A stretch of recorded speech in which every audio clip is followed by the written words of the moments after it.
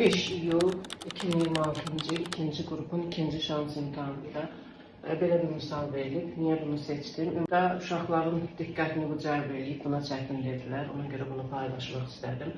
Deməli, limit fx çıxışı x-ə 6 fərqi verdiyinə görə mən burada fərqi yazacağım. Qayıt üstə gəl b çıxılsın.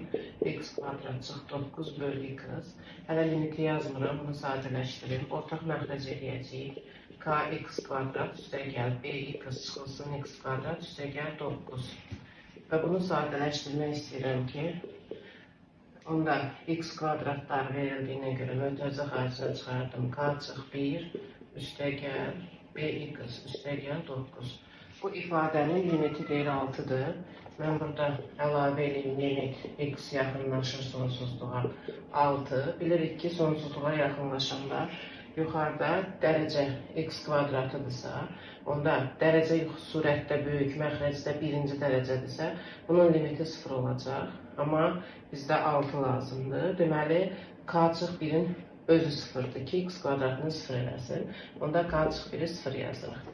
Və ondan sonra k çıx 1 0-dır.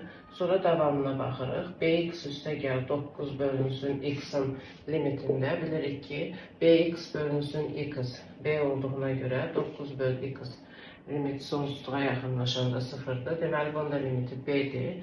Onda buradan da b də 6-ya bərabər olacaq. K 1, B 6. Cavab 7.